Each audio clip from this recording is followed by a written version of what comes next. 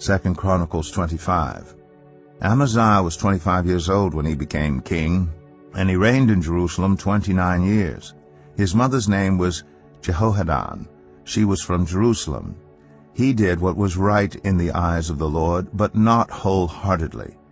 After the kingdom was firmly in his control, he executed the officials who had murdered his father the king. Yet he did not put their children to death, but acted in accordance with what is written in the law, in the book of Moses, where the Lord commanded, "Parents shall not be put to death for their children, nor children be put to death for their parents. Each will die for their own sin." Amaziah called the people of Judah together and assigned them according to their families to commanders of thousands and commanders of hundreds for all Judah and Benjamin. He then mustered those 20 years old or more and found that there were 300,000 men fit for military service, able to handle the spear and shield. He also hired 100,000 fighting men from Israel for 100 talents of silver. But a man of God came to him and said, "Your Majesty, these troops from Israel must not march with you, for the Lord is not with Israel, not with any of the people of Ephraim.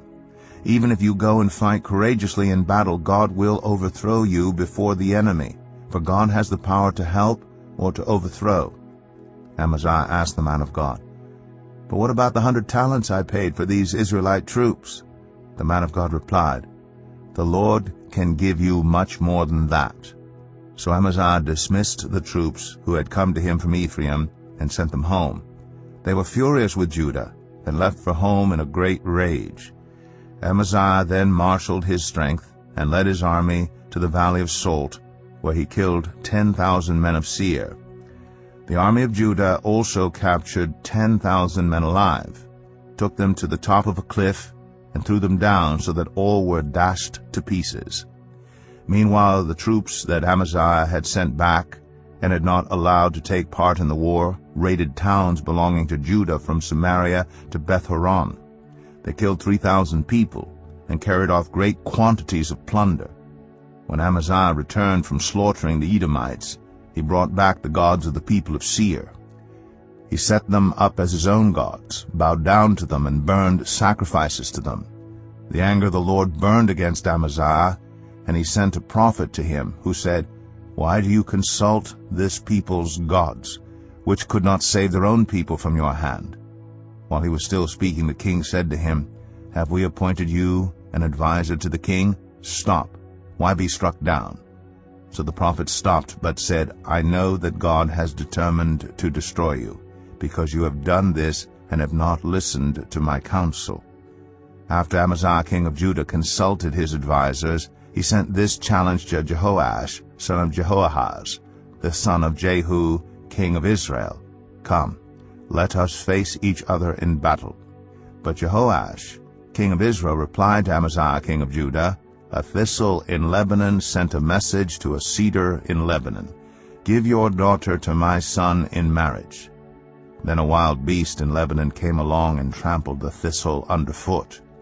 You say to yourself that you have defeated Edom, and now you are arrogant and proud. But stay at home. Why ask for trouble and cause your own downfall and that of Judah also?"